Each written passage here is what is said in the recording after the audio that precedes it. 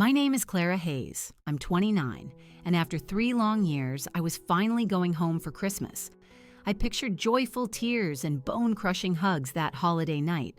What I got instead was my Aunt Sharon cracking the door open. Her face soured the moment she saw me. "We don't want you here," she said, her voice dripping with ice. "Go find some other family's holiday to spoil."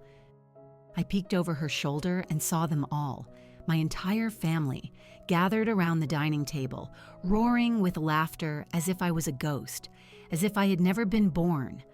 I felt a rock form in my throat, but I just swallowed it down, gave a single nod, and said, "Right. Got it." About 10 minutes later, I was walking back to my car when the front door flew open and I heard my father, Robert, screaming my name. But before I get into what happened next, just drop a quick comment to let me know where you're watching from. And please hit that subscribe button if you want to hear more true stories that could really make you rethink what family means. Growing up a Hayes, I never could have dreamed that one day I'd be left standing in the freezing cold, locked out of our yearly Christmas dinner. My childhood was a tapestry of giggles, tight embraces, and the constant, comforting refrain that family was the most important thing in the world. As the younger of 2 kids, I definitely basked in the glow of being the family's baby.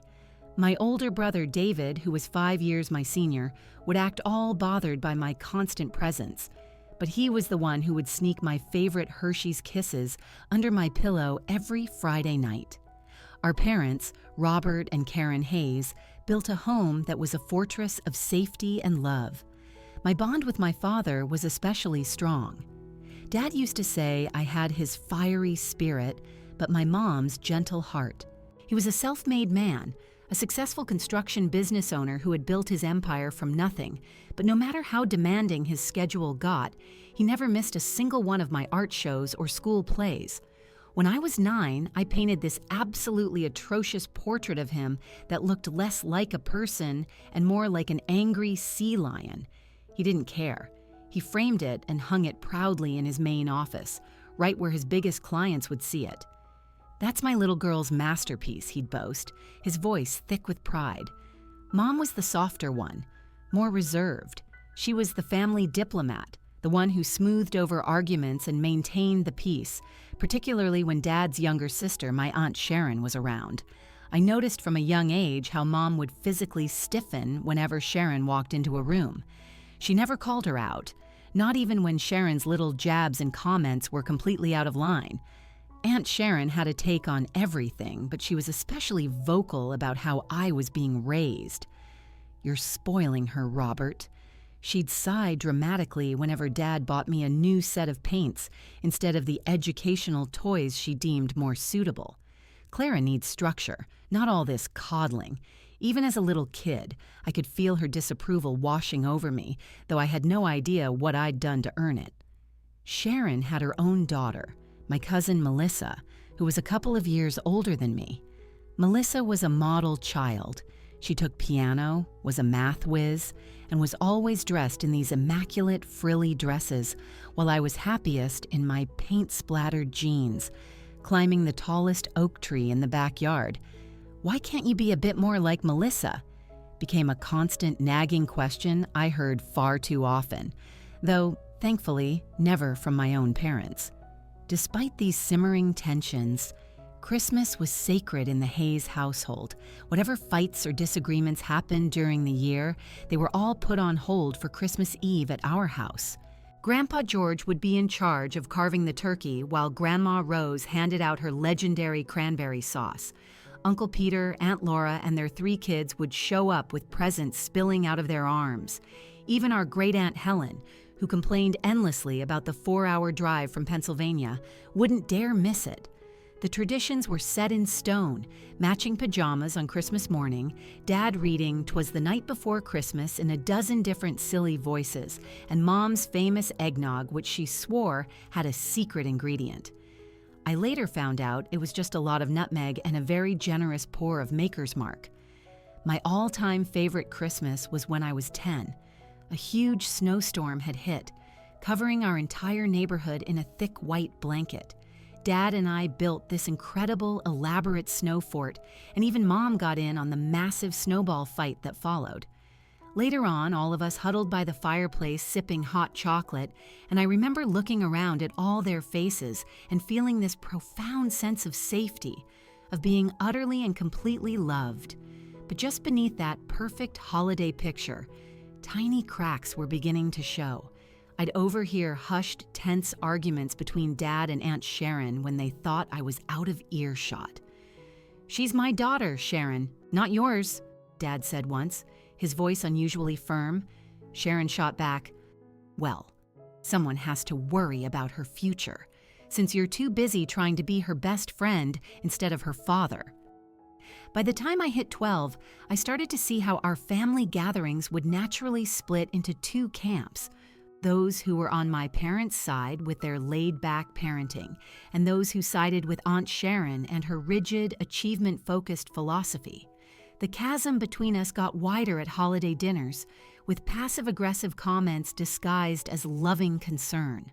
Clara did so well on her art project, Sharon would announce to the whole table, "But how are her grades in algebra?" She knew perfectly well that math was my worst subject. Melissa, on the other hand, was always propped up as the gold standard. Melissa just took first place in another piano competition, or Melissa got accepted into the advanced math program. Every announcement felt like it was aimed directly at me. Mom would reach for my hand under the table and give it a reassuring squeeze, while Dad would scramble to change the subject. "Has anyone tried the stuffing?" "Karen used a new recipe this year." All those little moments started to pile up like tiny paper cuts. They didn't hurt much on their own, but together, the pain became constant.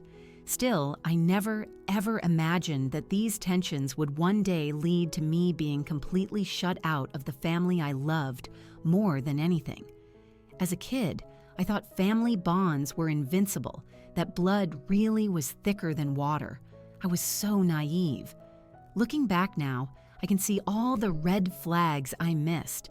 The way Grandpa George would give me a secret wink after one of Sharon's backhanded compliments. The worried looks my Aunt Laura would exchange with Mom whenever Sharon hijacked the conversation. The subtle way the family photo wall in the hallway started to feature fewer and fewer pictures that included both our immediate family and Sharon's. But kids see what they want to see. And I desperately wanted to see a perfect, happy family. So that's what I told myself we were, no matter how much evidence pointed to the contrary. After all, we still gathered every Christmas, didn't we?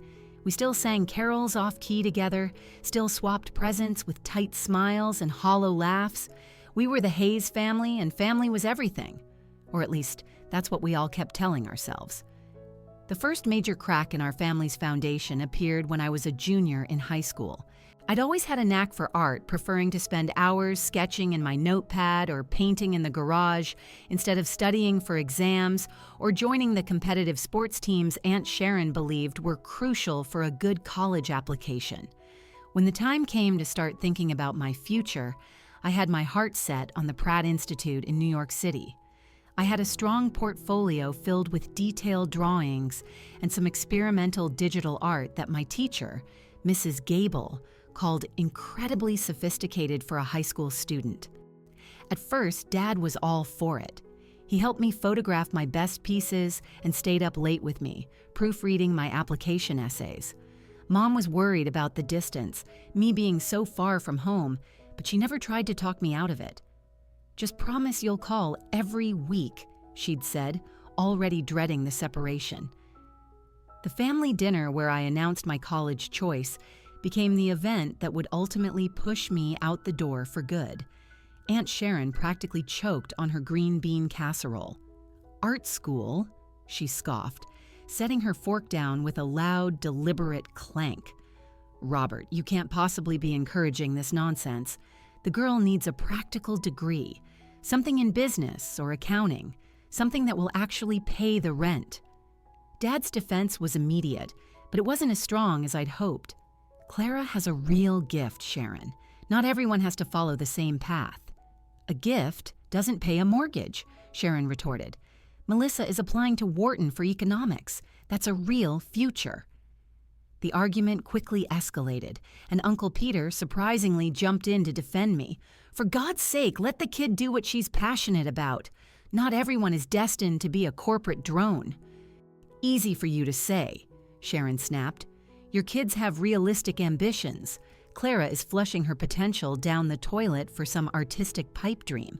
I just sat there in silence, watching my future become a war zone. What stung the most wasn't Sharon's dismissal of my dreams, but watching Dad's confidence crumble as the argument raged on. By the time dessert was served, he was weakly suggesting that maybe I could consider a double major, perhaps business with a minor in art. Mom said nothing. She just squeezed my hand under the table, the same way she had since I was a little girl. That night changed something in our family. Dad started forwarding me articles about practical careers in creative fields and leaving brochures for state universities with top-tier business programs on my desk. Mom continued her quiet support, but I missed the dad who had so proudly hung my terrible sea lion portrait on his wall. Despite all the pressure, I only applied to art schools, and I was thrilled when I got accepted to Pratt with a partial scholarship. The tension in our house was palpable all the way through my senior year. At my graduation party, Aunt Sharon cornered me by the punch bowl. "I really hope you know what you're doing," she said, her smile stretched thin. "Your father worked his whole life to give you these opportunities, and this is how you thank him? With some little artistic rebellion." For the first time, I snapped back. My art isn't a rebellion, it's who I am. And Dad supports me. "Does he?" she said, raising a single perfectly sculpted eyebrow. "Why don't you ask him how he really feels about paying New York City rent for a degree that'll probably get you a job designing menus for a coffee shop?" That one comment planted a seed of doubt that grew like a weed during my freshman year. Whenever I came home for holidays, I'd catch Dad looking at me with an expression I couldn't quite place, but it felt a lot like disappointment. He never said anything, but he didn't have to. During my sophomore year, I met Logan Peterson in an economics class I was forced to take. He was tall, with kind eyes and a brilliant mind for finance, but he had this surprising, genuine love for art. Our study sessions over coffee slowly turned into dinner dates, and by our junior year, we were a serious couple.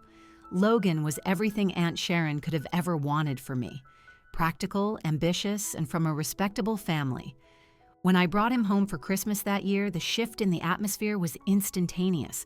Dad and Logan had long, animated conversations about market trends. Aunt Sharon practically adopted him. "Now this," she declared loudly at the dinner table, "is a young man with a future." The validation I had been craving for years was suddenly being offered to me, but only through my association with Logan. It was intoxicating. For a little while, I almost tricked myself into believing I could be the person they wanted me to be, a designer with a sensible boyfriend who might one day nudge me toward a more practical creative path, like commercial advertising. Logan and I made it all the way through graduation. He landed a high-paying job at a major financial firm in Boston and just assumed I'd pack my bags and go with him. The problem was I'd just been offered a dream internship at Vivid Design, a cutting-edge studio in New York. It was a rare shot, an opportunity that could be the launch pad for the career I actually wanted. "We can do long distance," I suggested, as we sat on the campus lawn where we'd had our first date. Logan just stared at me, genuinely confused. "Why would we do long distance? We can be together in Boston." "There are design jobs there, Clara." "Not like this one," I tried to explain. "This studio works with the kind of clients I've only dreamed about. It's a foot in the door that might not open again." The argument that followed showed just how differently we saw our future. He had assumed I would automatically prioritize our relationship over my career. I had assumed he'd understand that this internship was my version of his dream job offer. When I chose New York over Boston, the news hit my family like a shockwave. Dad called it throwing away a good man for a long-shot career. Mom, in a rare moment of assertion, told him, "She's 22, Robert. Let her live her life." But it was Aunt Sharon who delivered the final twisting blow. At a family dinner right before I was set to leave, she raised her wine glass in a mock toast. "To Clara," she said, her voice dripping with sarcasm, "who always chooses herself over the people who love her. May New York be everything she deserves." The entire table fell silent. Melissa, who had just graduated from Wharton as planned, just smirked into her glass. Dad stared down at his plate. Mom's eyes welled up with tears. I left for New York the very next day without any real goodbyes. The distance that grew between us wasn't just measured in miles. Weekly calls home became monthly, then just occasional. Dad's voice on the phone grew more and more distant. Mom tried her best to be the bridge, but she seemed trapped by loyalties I couldn't understand. What I didn't realize at the time was how relentlessly Aunt Sharon had been working to rewrite the story of my departure. In my absence, I was being recast. I wasn't an ambitious young woman chasing her dream anymore. I was a selfish, ungrateful daughter who had abandoned her family and broken a good man's heart for the cheap thrill of the big city. And with me, not there to defend myself. That story took root and blossomed. New York City welcomed me with the same cold indifference it shows all newcomers who arrive with dreams bigger than their bank accounts. My studio apartment in Bushwick was barely larger than my childhood bedroom, with a perpetually dripping shower and neighbors who had screaming matches at 3 a.m. The internship paid just enough for rent and instant noodles, with absolutely nothing left over for trips back home, even if I'd wanted to go. The design studio, Vivid Design, was everything I had hoped it would be professionally, and 1,000 times more demanding than I'd imagined. My boss, Isabel Vance, was a legend in the industry, notorious for her impossible standards and her brutal honesty. "This concept is lazy," she said of my first major project, tossing my carefully assembled presentation boards onto my desk without so much as a second glance. "Start over. And this time, try to show me something I haven't seen in every recent graduate's portfolio." I spent the next 3 days completely redesigning the campaign, fueled by cheap coffee and pure spite. When I presented my new work, Isabel studied it in silence for what felt like an eternity. "Better," she finally said. "It's not good yet, but it's better." Coming from Isabel, that was the highest form of praise. The other interns called her the Dragon Lady, but I saw something they missed. Isabel only pushed the people she believed had real potential. I made it my mission to prove her right. During those first few months, loneliness was a constant ache. I called Mom every week, but our conversations grew more and more strained. She started avoiding any mention of Dad and gave vague answers whenever I asked about family events. "Oh, everyone's fine, sweetheart," she'd say. "Your father's just really busy with the company expansion." My friends came from unexpected places.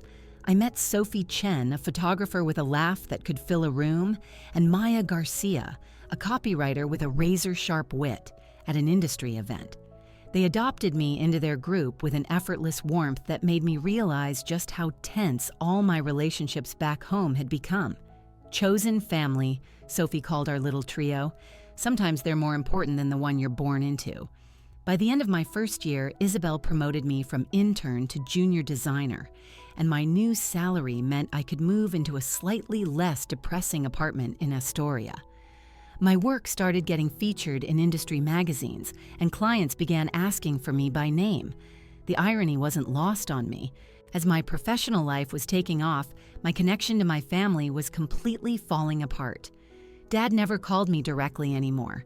When I managed to get him on the phone, our chats were painfully brief and superficial.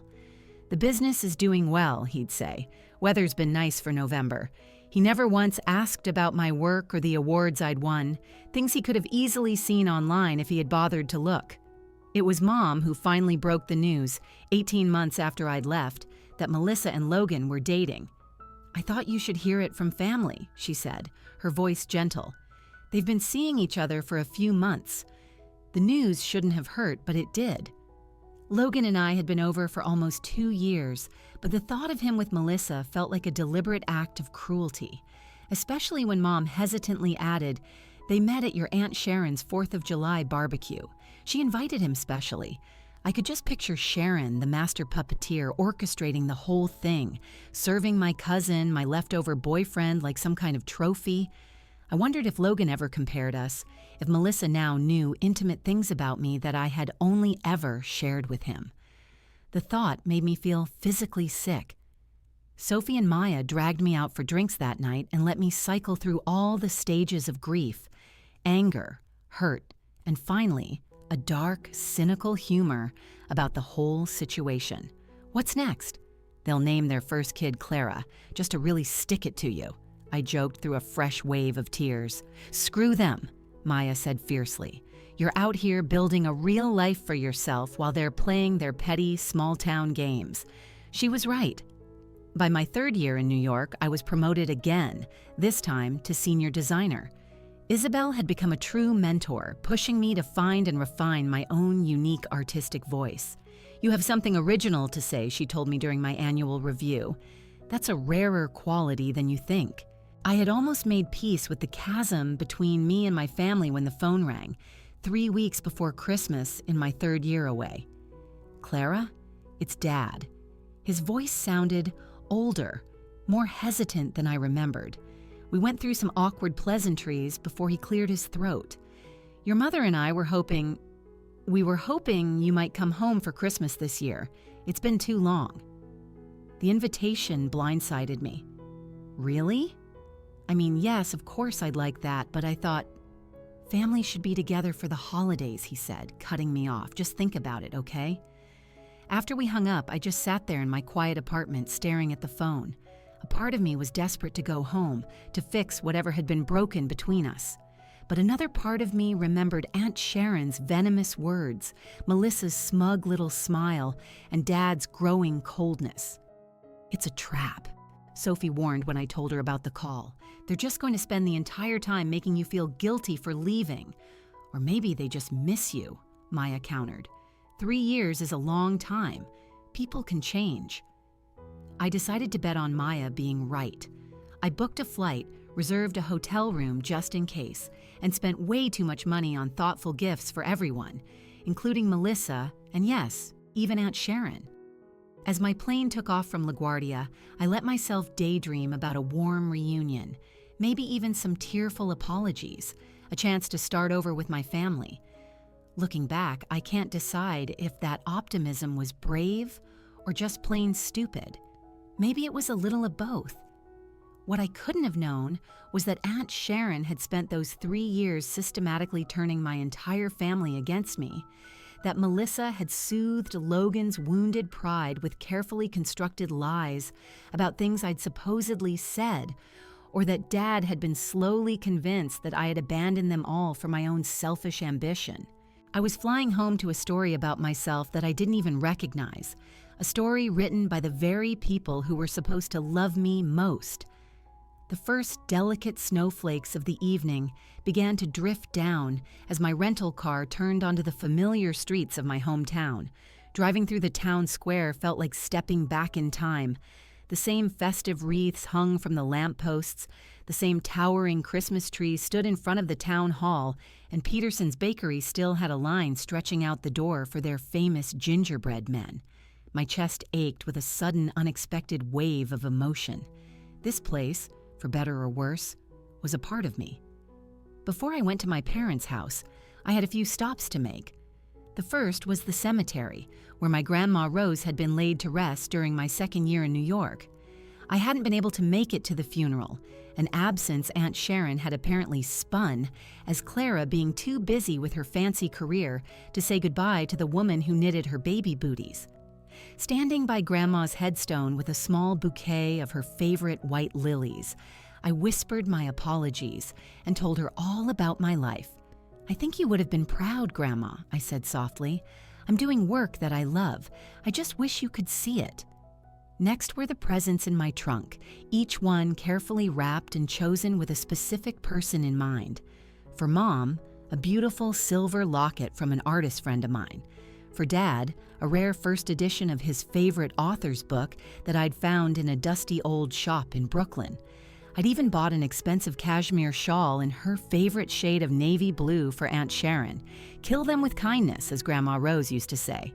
At the hotel, I changed into a simple but elegant forest green dress, put on a little makeup, and tried to steady my racing heart. The plan was to show up around 7, right as Christmas dinner was getting underway. I figured walking into the middle of the familiar ritual might make my return less awkward. On my way out, I ran into an old friend from high school, Linda, in the hotel lobby. "Clara Hayes? Oh my God," she gasped, pulling me into a warm hug. "I heard a rumor you might be back for Christmas." We caught up for a few minutes, and her eyes widened when I told her I was on my way to my parents' house. "Oh, you're going to the family dinner?" A strange look flickered across her face. "Have you, spoken to your mom recently?" "Just to confirm the time? Why?" Linda hesitated. "No reason, it might be a full house tonight." She gave me another tight hug before she left. "Call me tomorrow, we really need to catch up." Her weird reaction left me feeling unsettled as I drove the familiar route to my childhood home. The streets were quieter now, with most families already inside, gathered around their dinner tables and glowing Christmas trees. I parked a few houses away, taking a moment just to look at the warm light spilling from my parents' windows. The driveway was packed. Mom's SUV, Dad's sedan, Aunt Sharon's pristine Lexus, and a few others I didn't recognize. Through the big picture window, I could see people moving around the dining room. For one brief, cowardly second, I thought about just driving back to the hotel. What if they really didn't want me here? What if Dad's invitation was just something he'd said under pressure from Mom? "Stop it," I whispered to myself. "This is your family. This is your home." Gathering my courage and the armful of gifts, I walked up the stone path I had run down 1,000 times as a kid. The sound of Christmas carols and loud laughter drifted out from inside. I took a deep breath and rang the doorbell. The laughter didn't stop. I heard footsteps, then the porch light flicked on, casting my shadow through the decorative glass in the door. There was a long pause, and then the door swung open. Aunt Sharon stood there, her expression shifting from holiday cheer to pure, cold shock in a split second. She was dressed perfectly, as always, not a single hair out of place. Clara. My name sounded like an accusation. "Merry Christmas, Aunt Sharon," I said, trying to force a smile as I held out her gift. "Dad invited me." "I hope I'm not too late." She didn't even look at the package. She just stared at me with undisguised contempt. "We don't want you here. Go find some other family's holiday to spoil." The words were like a physical slap. Through the open door, I could see them all. My entire family seated around the long dining table, which was groaning under the weight of the traditional Christmas feast. Mom, Dad, Melissa, and Logan. They were laughing, raising their wine glasses for a toast. I wasn't a part of it. No one even glanced toward the door. No one saw me standing there. They just carried on with their celebration as if nothing was happening. But Dad called me. I stammered, my voice barely a whisper. He asked me to come. A moment of weakness he regretted immediately. Sharon's voice was low and triumphant. "He's realized what you really are. We all have." I looked past her again, desperate to catch my dad's eye to see any sign that she was lying. But he was deep in conversation with Logan, who had his arm draped casually over the back of Melissa's chair. My cousin was wearing a massive diamond ring that sparkled as she gestured with her hand. The realization hit me like a bucket of ice water. This wasn't just Christmas dinner. This was an engagement party. My invitation had been a mistake, and no one had even bothered to tell me. "Right. Got it," I managed to say, my voice surprisingly steady. I carefully placed the stack of gifts on the porch. "Merry Christmas." I turned around and walked back down the path, the snow starting to dust my hair and shoulders. The tears wouldn't come. There was just this hollow, spreading numbness in my chest. I'd almost made it to my car when I heard the front door slam open again. "Clara! Clara, wait!" It was my father's voice, breathless and urgent. I turned slowly and saw him running toward me, coatless, his house slippers slipping on the icy sidewalk. "What are you doing here?" he demanded, his face a mess of confusion, not joy. "Why didn't you call to say you were coming?" I just stared at him, my mind reeling. "You invited me, Dad, 3 weeks ago. We talked on the phone. I never—" He started, then he stopped. The color drained from his face as comprehension dawned. I never made that call. We just stood there, facing each other in the falling snow, 3 years of lies and misunderstandings hanging in the air between us. The man who had once proudly displayed my childish art now looked like a complete stranger, his face etched with emotions I couldn't begin to decipher. "Then who did?" I asked, even though a sick feeling in my stomach told me I already knew the answer. Before he could say a word, another figure appeared in the doorway. It was my mother, her hand clamped over her mouth in shock. "Clara?" she called out, her voice breaking. "Is that really you?" Behind her, more faces appeared, Melissa looking stunned, Logan looking deeply uncomfortable, and Aunt Sharon, whose expression had morphed from contempt to something that looked a lot like fear. The fragile piece of their perfect holiday dinner was about to come crashing down. And in that moment, standing in the snow between my rental car and my former home, I had to decide whether to walk away for good or to turn around and face them all. "You should come inside," Dad said finally, his breath turning to mist in the frigid air. "We need to talk." "No, she shouldn't," Aunt Sharon shouted from the doorway. "Robert, think about Melissa's special night. This is not the time." My cousin stepped forward then, her engagement ring flashing in the porch light. "Actually," she said, her voice surprisingly firm, "I think it's exactly the time. Let her in, Dad." My father looked caught, torn between the women in his family, a position it seemed he'd been in for years without my ever fully realizing it. Finally, he just nodded toward the house. "Please, Clara, it's freezing out here." Walking back into that house felt like stepping into a museum of a life I used to live. The same family photos lined the hallway, though I saw that newer ones had been added, ones where I was conspicuously absent. The Christmas tree was in its usual corner, decorated with the same mismatched ornaments we'd collected over the years, including the lopsided clay star I'd made in 3rd grade. The dining room fell dead silent as I stepped inside. 7 pairs of eyes followed my every move. Mom, Dad, Aunt Sharon, Melissa, Logan, Uncle Peter, and Aunt Laura, who immediately got up from her chair and wrapped me in a hug. "Look at you," she whispered, "all grown up and beautiful." Her warmth was a sharp contrast to the icy tension that filled the rest of the room. Mom came toward me next, tears streaming down her face as she reached out and touched my cheek, as if to make sure I was real. "I didn't know you were coming," she said. "No one told me." I invited her.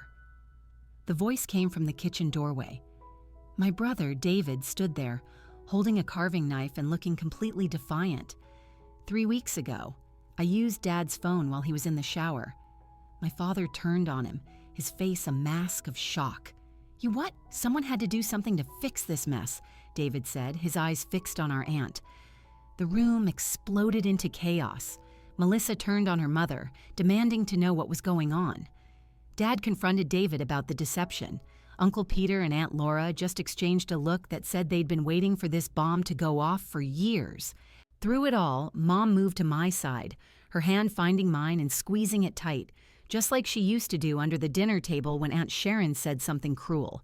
"Enough!" Dad's voice boomed, silencing everyone. He turned to me, his expression a painful mix of confusion and dawning horror. "Clara, I need to understand. Why did you stop calling? Why did you miss your grandmother's funeral?" Before I could even form a response, Aunt Sharon jumped in. "Oh, for heaven's sake, Robert. She was too busy building her precious career. We just weren't important enough anymore." "Is that true?" Dad asked, his eyes pleading with me. I took a deep, steadying breath. I called. "Every single week for the first year, Dad. You stopped answering." I turned my gaze to my mother, and as for Grandma's funeral, I only found out it had happened after the fact. The message Mom left said it was a small, family-only service, and that it was scheduled for the same day as my final portfolio review. I couldn't change the date without failing my entire program. Mom gasped, her face pale. "I never said that. I left you 3 messages, Clara. I begged you to come home. I said we would postpone the service if we had to." All eyes in the room slowly turned to Aunt Sharon, who had suddenly become intensely interested in rearranging the silverware next to her plate. "Sharon?" Dad's voice was dangerously quiet. "Did you interfere with messages between my daughter and our family?" "I was protecting you," she said defensively. "You were a complete wreck after she left. Every time she called with her stories about her exciting New York life, you were depressed for days. And your mother was even worse, moping around, checking her phone every 5 minutes.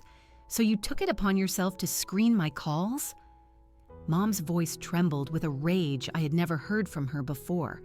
To lie to my own daughter about her grandmother's funeral? Aunt Sharon drew herself up, doubling down. Someone had to be the strong one. This family was falling apart because Clara decided her ambitions were more important than her responsibilities. What responsibilities? I finally found my voice. I was 22 years old. My only responsibility was to build a life for myself that I could be proud of. A life away from the people who raised you, Sharon shot back. A life you never supported. The words just poured out of me. From the second I showed any interest in art instead of business, you were undermining me, belittling my choices, comparing me to Melissa, and apparently poisoning my family against me while I was gone. Melissa stood up abruptly. "Is that true, Mom? Did you deliberately keep Clara away?" Sharon turned to her daughter, clearly expecting her to take her side. "I did what was necessary to protect this family, including you. Or have you forgotten how devastated you were when Logan kept talking about her when you first started dating?" Logan's head snapped up. "I never talked about Clara on our dates." "Yes, you did," Melissa insisted. "You said she was the most talented person you'd ever met, and that New York was lucky to have her." "I never said that to you." Logan looked genuinely bewildered. "The only person I ever discussed Clara with was your mother, when she called me to invite me to dinner for the first time." A sickening silence descended on the room as the full weight of the truth settled on everyone. Aunt Sharon had been the architect of a 3-year campaign to erase me from my own family, manipulating everyone's feelings and literally intercepting our communications. "Why?" Dad asked, his voice breaking. "She's my daughter, Sharon." Her composure finally shattered. "Because she was ruining everything," she shrieked. "The family business you built, the one that was supposed to be for our children. Melissa trained in economics for that company, but you were just going to give Clara an equal share, even though she contributed nothing. Just like our father always favored you, you always favored her." The raw, decades-old jealousy in her voice was stunning. This was never about my choices or Logan or family traditions. This was about a bitter rivalry between siblings that had festered for years and spilled onto the next generation. "I never wanted the business," I said quietly. "I never once asked for a share. But he would have given it to you anyway." Sharon spat. "Just for being Robert's precious artistic daughter, while Melissa worked and studied and did everything right." Melissa looked at her mother as if seeing her for the first time. "Is that what this has all been about? Using me to compete with Clara? With Uncle Robert?" "No, sweetheart, I was securing your future. Our future." Sharon reached for her daughter's hand, but Melissa snatched it away. "By lying? By manipulating everyone around me, including me?" Melissa turned to Logan. "Did you even want to date me? Or was that just my mother's plan, too?" Logan looked like a trapped animal. I do care about you, Mel, but the engagement, it was all moving so fast, and your mom was the one who suggested Christmas would be the perfect time to announce it." Melissa slowly pulled the diamond ring off her finger and placed it on the table with a devastating quietness. "I think you should go." "Melissa, no," Sharon protested. "I think we all need some space," Dad interrupted, his voice regaining its authority. "Logan, perhaps it would be best if you left for the night. We need to have a family discussion. Logan nodded, looking relieved to be escaping. As he passed me on his way out, he paused. For what it's worth, I'm sorry. And congratulations on all your success. I've seen your work online. It's incredible. After he was gone, the rest of us just stared at each other across the wreckage of what was supposed to be a happy Christmas dinner. Uncle Peter broke the silence with a slow, deliberate clap. Well done, Sharon. You've successfully manipulated everyone in this room for years. I hope you're proud. Peter, Aunt Laura warned, but he waved her off. No, I'm done being polite. I've watched her drive a wedge into this family since we were kids. Always the victim, always pulling the strings. And Robert here, always too loyal to see it. Dad sank into a chair, looking 10 years older than he had an hour ago. I should have protected you, he said, looking at me. I let Sharon convince me you were better off without us holding you back, that asking about your work would make you feel pressured, that you just needed space. I never wanted space, I said, the tears finally coming. I just wanted my family to be proud of me. Mom moved to Dad's side, her hand on his shoulder. We've been fools, Robert. All of us. As the full, ugly truth of Sharon's deception continued to unravel, Melissa abruptly left the room. I found her in the kitchen, furiously scrubbing dishes that were already clean. I'm sorry, I offered softly. About Logan. About all of this. Don't, she said sharply, not looking at me. Don't be nice to me right now. I've been horrible to you for years. You didn't know. I should have, she said, slamming a plate down in the sink. I believed everything Mom said about you because it was easier than admitting I was jealous. You had the guts to go after what you really loved, while I just followed the path she laid out for me. It was, without a doubt, the most honest conversation Melissa and I had ever had. While we talked, the anger in the dining room slowly gave way to grief, and then to a cautious, fragile reconciliation. By midnight, Aunt Sharon had left, alone. Dad had apologized to me a dozen times, and Mom hadn't let go of my hand for hours. The night ended with exhausted promises to do better, to communicate directly, to resist Sharon's inevitable attempts to claw her way back into control. My absence had created the vacuum she filled with lies. Dad's conflict avoidance had given her power. Melissa's insecurity had made her a pawn. The real question was whether we could ever truly rebuild what had been so deliberately broken. I slept in fits and starts at the hotel, waking up before dawn with my mind racing. After 3 cups of terrible lobby coffee, I called Sophie and Maya in New York, putting them on speakerphone as I paced the small room. So your aunt is basically a villain from a daytime soap opera, Maya summarized after I finished recounting the night's events. And your family just let her run the show for 3 years? People believe what's easiest to believe, Sophie said thoughtfully. It was probably easier for them to think you'd abandon them than to confront the idea that Sharon was lying. So what are you going to do now? Maya asked. Please tell me you're not just going to forgive and forget. I didn't have an answer. Part of me wanted to book the next flight back to New York and leave the whole mess behind me, but another part knew this might be the only chance I'd ever get to truly fix things with my family. Just then, my phone buzzed with a text from an unknown number. Breakfast. My place. 9 a.m. We need to talk. 1723 Oak Ridge Lane. Aunt Laura. Aunt Laura had always been the family's quiet observer, married to my dad's older brother, Peter. Unlike Sharon, she stayed out of the family drama, focusing on her career as a judge. If she was getting involved now, things were even more serious than I realized. The address led me to a beautiful old house on the other side of town. When I walked inside, I was surprised to see not just Laura and Peter, but also my brother David, my cousins from their side of the family, and several of my parents' oldest friends. What is all this? I asked, as Laura pressed a cup of coffee into my hands. Emergency Family Council, David said grimly. Turns out Aunt Sharon has been busy with a lot more than just character assassination. Over the next 2 hours, I learned the full extent of Sharon's manipulations. She had systematically isolated my parents from their entire support system while worming her way into Dad's business.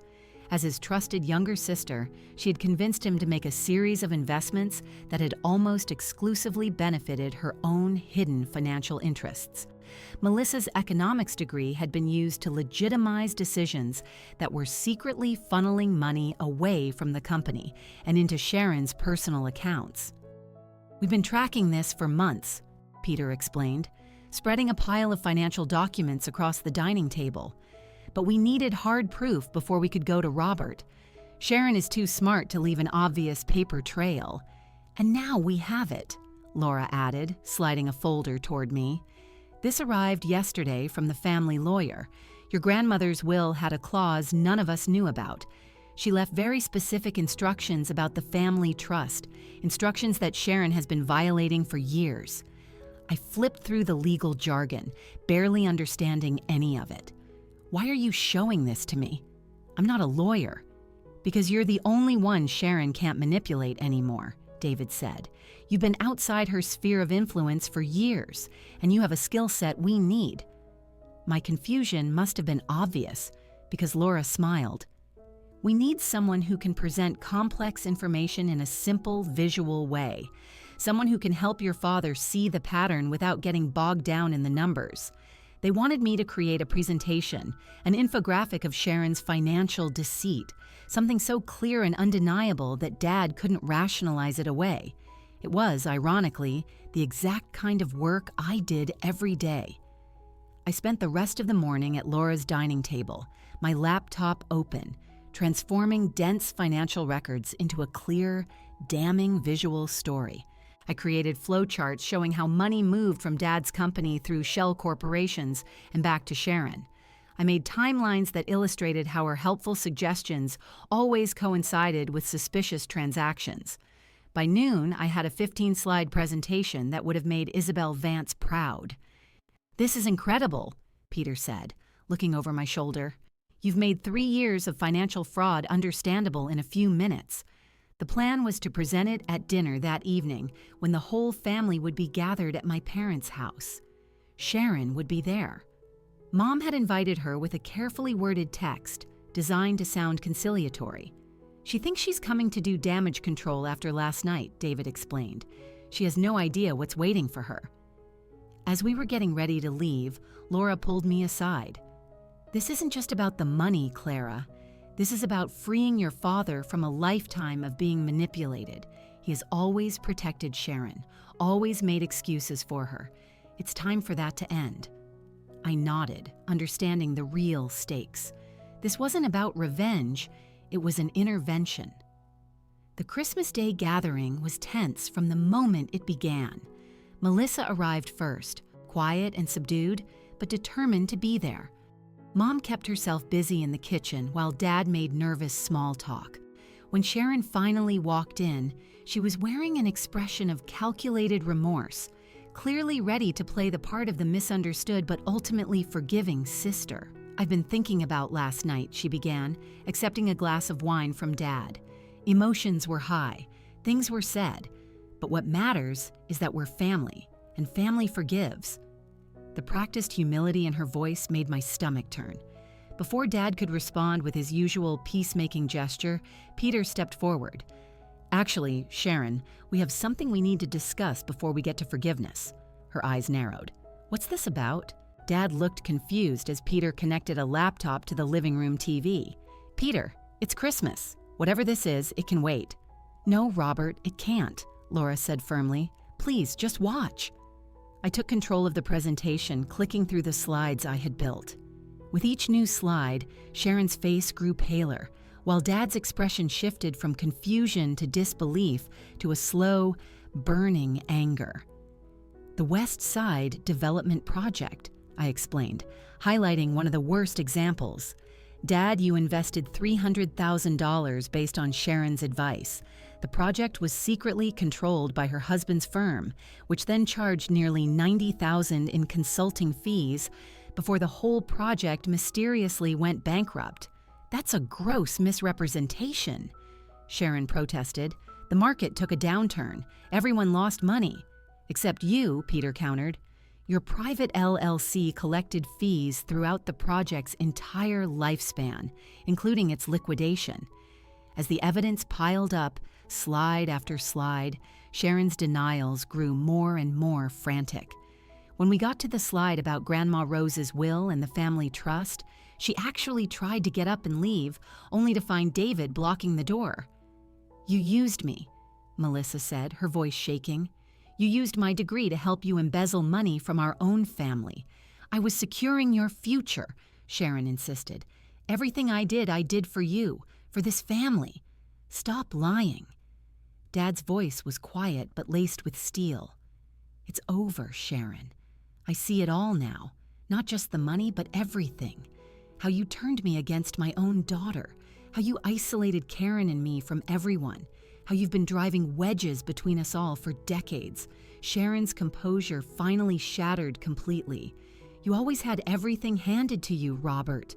Dad's approval, Mom's love, a successful business, a perfect family. What was I supposed to do? Just stand on the sidelines while Clara inherited it all, despite doing nothing to earn it? I never wanted your business, Dad," I said gently. "I just wanted your support." Dad crossed the room and stood next to me, putting his arm around my shoulder. "You always had it," he said, his voice thick with emotion. "Even when I was too weak and foolish to show it. I am so sorry, Clara." The confrontation dragged on for another hour, with Sharon cycling through denial, rage, blame, and finally, when nothing else worked, tears. But for the first time, the united front of the family was immune to the tactics that had worked for so long. By the end of the evening, decisions had been made. Dad would restructure his company with Peter's legal help, cutting Sharon out completely. The stolen funds would be pursued. Most importantly, direct and honest communication would replace the twisted, filtered version Sharon had curated for years. As she was finally leaving, defeated, Melissa stopped her at the door. "I need time, Mom. A lot of time." "What you did, I don't know if I can ever forgive it." "You'll understand someday," Sharon said bitterly, "when you have a daughter of your own to protect." "If I ever have a daughter," Melissa replied, her voice clear and strong, "I'll protect her by teaching her honesty and respect, not manipulation and deceit." After she left, the rest of us just looked at each other in exhausted relief. Mom brought out the Christmas desserts that had been forgotten in the chaos. As we gathered around the table again, this time without the toxic presence that had poisoned our family for so long, I felt a small, fragile seed of hope begin to grow. "To new beginnings," Dad said, raising his glass in a toast that felt like both an ending and a start. The following Christmas was nothing like the ones that had come before it. For starters, it was at my apartment in Brooklyn, which could barely fit the tiny Christmas tree, let alone the 8 people squeezed around my dining table. Mom and Dad had flown in a few days early, looking at the city with the wide-eyed wonder of tourists, instead of the silent judgment I had always feared. Dad had insisted on a tour of my office at Vivid Design, where Isabel surprised me by heaping praise on my work in front of my beaming father. "She's one of our most valuable assets," she told him, uncharacteristically warm. "You should be proud." "I am," Dad said, and the simple words healed a part of me I didn't even know was still broken. David brought his new girlfriend, Alicia, a paralegal he'd met during the proceedings against Sharon. Melissa came alone, still finding her own way after breaking off her engagement and switching her career from finance to the nonprofit sector. "Turns out I'm actually good at grant writing," she told me during one of our now frequent phone calls. Who knew communication was my strong suit? The most surprising guests were Sophie and Maya, who had blended into my biological family with ease, giving Mom cooking tips and debating sports with Dad as if they'd known each other for years. Aunt Sharon was a notable absence. She had moved to Florida after everything settled. The separation was necessary, though not without its own kind of pain. Dad still called her once a month, maintaining a cautious, distant relationship that was no longer central to our family. "Some bonds can't be fully restored," Mom had said wisely, but they can be redefined in healthier ways. The year between that explosive confrontation and this quiet celebration had been one of slow, deliberate healing. Dad had restructured his company with Melissa's help, implementing transparent practices that had actually improved their bottom line. Mom had rediscovered her own love for painting, signing up for a class at the local community college. My own career was thriving. Isabel had even made me a partner in a new venture focused on design for nonprofits, work that was fulfilling in a way I had always dreamed of.